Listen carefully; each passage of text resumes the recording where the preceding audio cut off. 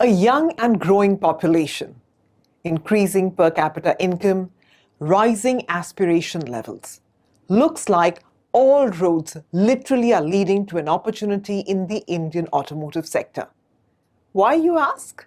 Well, for one, in terms of domestic sales, India is the fourth largest automobile market in the world.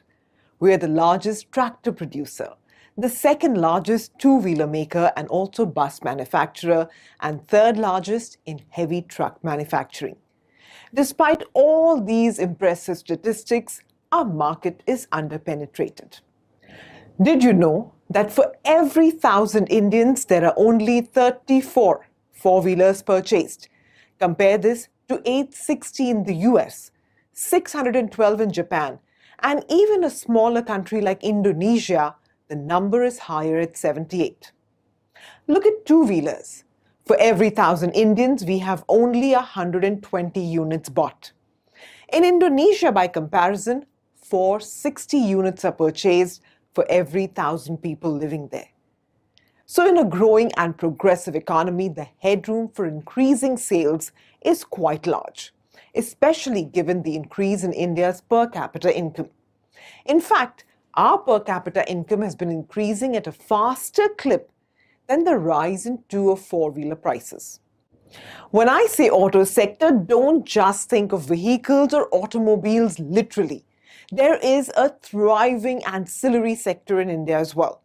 Think auto parts, component manufacturers, tires, batteries, seats, lighting, switchgear, and what not. Plus, there is the whole EV, electric vehicles ecosystem. So add technology companies to this mix as well. Today, India is home to a dynamic and evolving EV market, and the government is facilitating this growth. The GST rate for EVs is at 5%, compared to 28% for regular vehicles. 10,000 crore rupees of subsidies have been given under a policy called FAME, Faster Adoption and Manufacturing of Hybrid and Electric Vehicles in India. Production-linked incentives, PLI, have also been given along with lower custom duties, and penetration is picking up. As of today, every second three-wheeler or auto is now an e-rickshaw. Electric passenger vehicle sales have also risen 10 times in the last 4 years. India is also a big exporter of automobiles and parts. Two-wheeler exports now total nearly 28,000 crores, a compounded annual growth of 13% over the last 10 years. And exports is a big opportunity across the industry. As a percentage of sales, it has been steadily growing at 8 to 21%. Introducing the SBI Automotive Opportunities Fund, an actively managed thematic fund which will cover the wider auto universe and aim to maximize value through active stock selection. Our universe, the way we have computed, comprises of 134 stocks.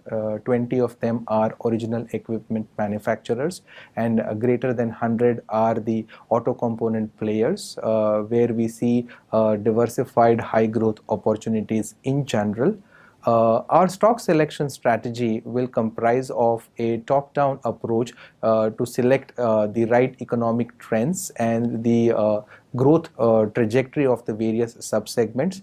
It will also encompass a bottom-up approach to select companies which have a high growth potential, companies which have strong brand building capabilities, as well as the ability to adapt to the evolving landscape in the automotive space, which is changing at a very fast clip, along with the basic hygiene factors like good earnings quality, good cash flows, as well as decent return profiles. The auto sector is also a great way to ride the manufacturing wave. Today, manufacturing accounts for 17% of our GDP, and the government aims to increase this to 25%. Within this pie, the dominant player is the auto industry. So altogether, it accounts for 7% of India's GDP. The automotive sector is an excellent way of playing the growth story in India.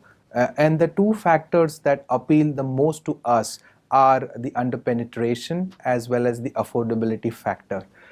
When we look at across vehicle categories, the penetration levels is much lower in India versus other geographies, and a comparison that we did with countries like China and South Korea indicate that India today is where these countries were just prior to the hypergrowth phase.